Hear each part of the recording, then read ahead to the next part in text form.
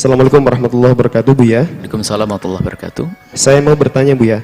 Di masa pandemi dengan semakin meluasnya wabah, apa anjuran Buya berkenaan dengan salaman atau sungkem para santri ke kiai? Apa masih tetap dengan bersalaman atau bagaimana adab yang baiknya, Buya? Yang pertama, bismillah. Petunjuk ahlinya adalah dalam hal ini adalah para dokter.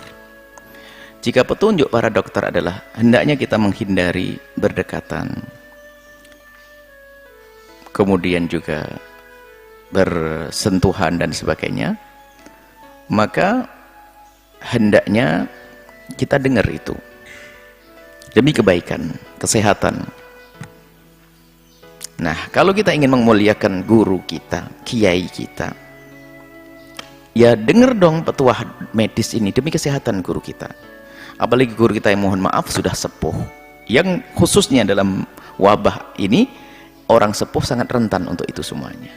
Jangan atas hujah kita ingin dapatkan berkah lalu kita bersalaman dengan beliau, sementara kita juga tadi trader telah bersalaman dengan yang lainnya, bersentuhan dengan yang mungkin kita datang bawa virus, berarti kita sebenarnya menyakiti sang kiai tersebut.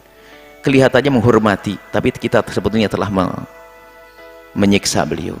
Maka himbauan kami adalah hormatnya adalah memperbanyak doa, memperbanyak doa kepada sang kiai, mendengar petuah kiai.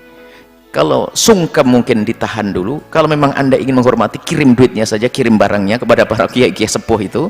Nggak usah gaya dengan diri kita sendiri lalu salaman. Kalau kita mencintai, kadang ingin mengantarkan sesuatu saja harus sampai bertemu salaman. Hari ini harus kita jaga kiai-kiai sepuh khususnya.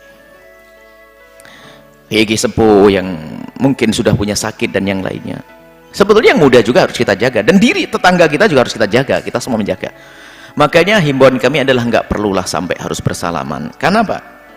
Dan para kiai itu kadang-kadang karena baik hatinya itu nggak bisa menolak.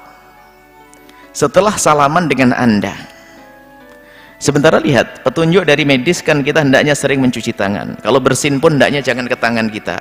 Kalau bersin upayakanlah ke tisu atau apa, karena kalau ke tangan ini akan bersentuhan dengan yang lainnya, mungkin bersalaman dengan orang akan memindahkan virus atau bagaimana. Nah ini karena dari mulut dan hidung ini akan keluar itu virus, kalau memang membawa virus. Nah kemudian coba kita bersalaman dengan seorang kiai, berarti kita telah menempelkan virus. Anda orang sehat karena anda seorang yang menjaga kesehatan sehingga kebal anda, tapi virus bisa saja bersama anda menempel di kiai. Kiainya mau batuk, masuk ke kiainya. Kemudian setelah itu ada salaman berikutnya, anda telah menyebar penyakit keseluruhan.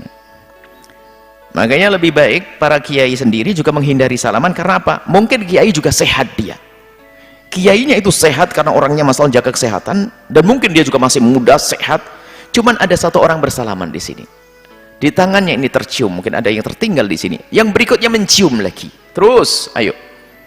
Maka kami himbau dalam hal ini demi menjaga para ulama kita, kiai kita, jangan sering-sering berkumpul, harus kita jaga, jangan sering-sering rumun ke beliau, khususnya salaman dihindari dulu, hormat kita dengan panjatan doa, dengar petuah beliau, itu saja. Jadi nggak akan mengurangi penghormatan anda kepada beliau-beliau, justru ini yang harus kita lakukan. Berani enggak begini?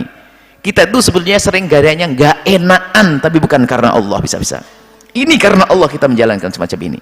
Jadi jangan bersalaman. Kalau jangan bertemu, karena dia harus kiai, harus kita jaga, kiai sepuh khususnya. Tentunya ya bukan saja sepuh, mungkin guru-guru kita yang muda-muda harus kita jaga. Alasan kita pengen ngambil berkah dan sebagainya, kita pengen ambil berkah tapi kita mengirim siksa. Dan setelah itu kita tawakal kepada Allah setelah usaha, nggak boleh terlalu takut juga. Ini hanya upaya untuk menjalankan sunnah Allah sesuai dengan petunjuk medis. Selalu ada dzikri, mereka mengatakan begitu, ya jangan lakukan, jangan bersama. Nggak ada masalah, nggak akan mengurangi penghormatan kita kepada kiai. Jadi kami himbau kepada para santri dimanapun anda berada, hendaknya sopan santun anda dengan kiai dirubah menjadi mendengar petuah beliau dan mendoakan beliau dengan banyak. Sudah itu saja. Urusan bersalaman untuk sementara kita tunda dulu, mencium tangan kita tunda dulu sampai kondisi aman. Kenapa? Jangan diseksa guru-guru kita. Beliau tidak bisa menolak karena hatinya baik, akan tapi jangan sampai kita yang pergi ke sana kemari membawa wabah. Kemudian apa yang terjadi? Karena kiai juga punya santri, kita dari luar, kita murid luar khariji misalnya, murid dari luar, salaman ke kiai, kita membawa virus kepada kiai, kiainya dengan santrinya, kita merusak santri nanti. Maka sepertinya ini harus dijelaskan dengan tegas bahwasanya khususnya kita yang tinggal di luar, kalau pengen ketemu kiai adalah cukup mendoakan saja, tidak usah bersalaman, tidak usah apalagi berpelukan. Wah, ini lebih cepat lagi berpelukan, nah, tidak dihindari semuanya. Mungkin saya kan selama ini berpelukan, tunda untuk sementara, demi kalau memang kamu sudah memang tawakal tinggi, demi sang kiai kita jaga kiainya, itu saja. Demi habaib kita, demi kiai kita, kita jaga beliau. Sudah tidak usah bersalaman, dan kita tahu jaga diri. Dan sebetulnya kalau kita pakai masker itu bukan urusannya kita menjaga diri kita saja, itu egois, menjaga orang lain. Barangkali saya membawa virus kok. Makanya yang dirinya punya gejala-gejala flu dan sebagainya, tahu diri, pikirkan orang lain gitu. Mungkin dirimu memang kebal, tapi orang lain, tetanggamu belum tentu kebal. Jadi pakai masker itu adalah untuk kepentingan orang lain juga. Jadi seperti itu. Jadi himbauan kami adalah ditunda dulu para santri, para pecinta ulama habaib, salamannya ditunda dulu, cium tangannya ditunda dulu. Kita takut kita ngotori beliau, kemudian juga akan menyebar kepada yang lainnya, kepada santri beliau. Ini himbauan kami sesuai dengan petunjuk yang kami baca dari petunjuk medis seperti itu. Jadi hendaknya semacam itu. Kemudian biasakanlah, kalau terpaksa kita harus salaman dengan siapapun, kita sudah tidak bisa menghindar, ya segera kita sebelumnya kita mencuci tangan kita. Kenapa? Barangkali tangan kita membawa virus, biar ke tangannya anak kita atau saudara kita adalah tangan kita sudah dalam keadaan bersih. Atau orang itu orang baru, setelah itu kita cuci, karena mungkin dia adalah menyentuh sesuatu, membawa sesuatu, atau dia dari mulutnya sendiri yang mungkin ada virusnya, lalu pindah ke tangannya, lalu kepegang tangan kita bersihkan. Maka budaya mencuci tangan, sering-sering mencuci tangan itu hendaknya juga kita hadirkan. Ingat, tawakal itu dimulai daripada menjalankan sunnah dohir, amal dohir. Nggak ada tawakal di hati saja, dohirnya tidak. Usaha kita dengan menjalankan prosedur medis semacam ini, baru nanti tawakal. Itu yang benar. Jangan tawakal alasannya, oh ini kan Allah. Iya, dengan Allah semuanya. Tapi kalau kita sombong, bukan malah tawakal, namanya sombong. Termasuk majelis-majelis di luar, bukan dalam pesantren. Majelis di luar, barangkali para ustadz juga harus memikir ulang kembali, haruskah diadakan, karena orang itu satu sisi memang kerinduan kepada agama luar biasa besar, akan tapi kadang kewawasan mereka tentang kesehatan kurang, sehingga mereka tidak perhatian dalam hal ini.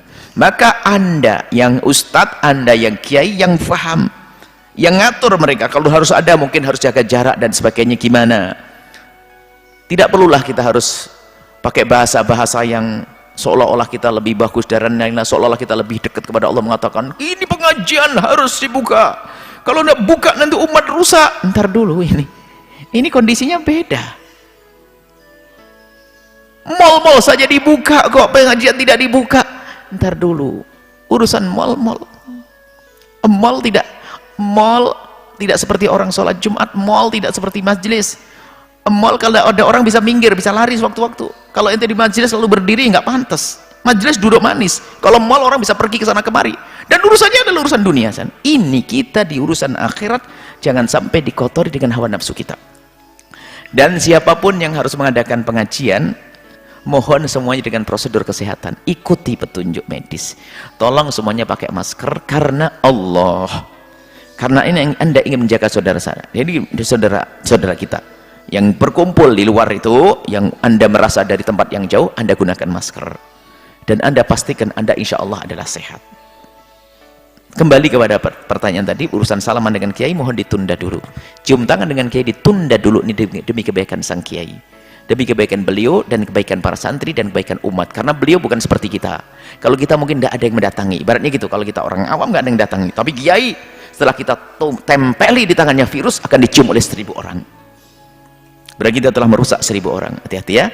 Tolong hal ini diperhatikan oleh semuanya. Semoga Allah mengampuni kita semua, dan Allah menjaga kiai-kiai kita, dan Allah menjaga kita semuanya. Allah menjaga habaib-habaib kita, dan semoga Allah menjaga kita semuanya sebagai murid-murid mereka, murid-murid beliau-beliau. Semoga kita terjaga. Kalau kita menjaga orang lain, maka Allah akan menjaga kita. Ingat, kalau kita menjaga orang lain, Allah akan menjaga kita. Kalau kita tidak menjaga orang lain, khawatir Allah akan hukum kita, karena kita tidak peduli dengan orang lain. Ingat, yang menjaga orang lain akan dijaga oleh Allah. Wallahu a'lam bishawab.